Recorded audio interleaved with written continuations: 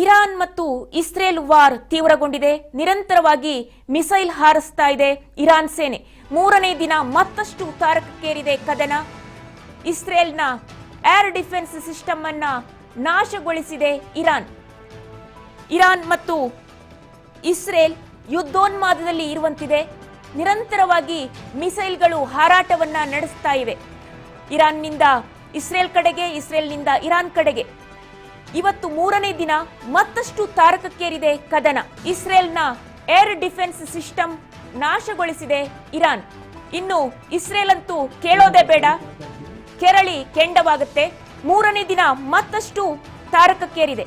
ಇನ್ನು ಕರ್ನಾಟಕದ 18 ಮಂದಿ ಸಿಲುಕಿಕೊಂಡಿದ್ದಾರೆ. ಪ್ರಾಣ ಭಯದಲ್ಲಿ ಸಿಲುಕಿದೆ ಕರ್ನಾಟಕದ 18 ಮಂದಿಯ ನಿಯೋಗ ಏನು ತೆರಳಿತ್ತು, ಅದು ಪ್ರಾಣ ಭಯದಲ್ಲಿ ಸಿಲುಕಿಕೊಂಡಿರುವಂತದ್ದು.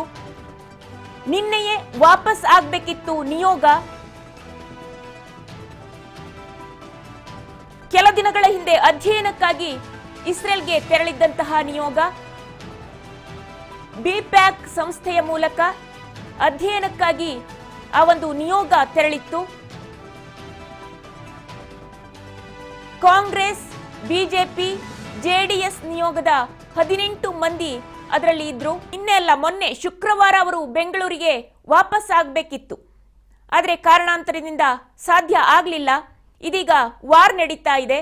ಹಾಗಾಗಿ ಆತಂಕದಲ್ಲಿ ಸಿಲುಕಿಕೊಂಡಿದ್ದಾರೆ ಕರ್ನಾಟಕದ 18 ಮಂದಿ. ಭಾರತಕ್ಕೆ ವಾಪಸ್ ಆಗದೆ ಇಸ್ರೇಲ್ನಲ್ಲೇ ಸಿಲುಕಿಕೊಂಡಿದ್ದಾರೆ. ವಾಪಸ್ ಆಗೋದಕ್ಕೆ ಸಾಧ್ಯ ಆಗ್ತಾ ಇಲ್ಲ.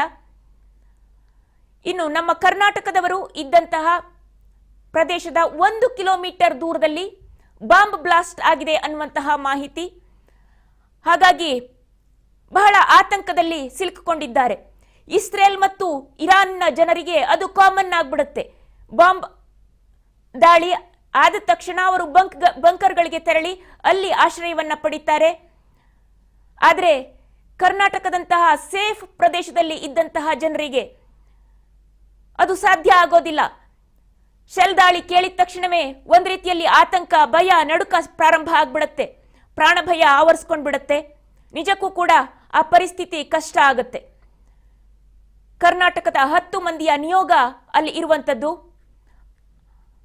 ಅವರನ್ನ ಈಗ ಭಾರತಕ್ಕೆ ಕರೆತರುವಂತದ್ದು, ಮರಳಿ ಮಣ್ಣಿಗೆ ಕರೆತರುವಂತದ್ದು ಹೇಗೆ ಅನ್ನುವಂಥದ್ದು ಈಗ ಇರುವಂತಹ ಪ್ರಶ್ನೆ.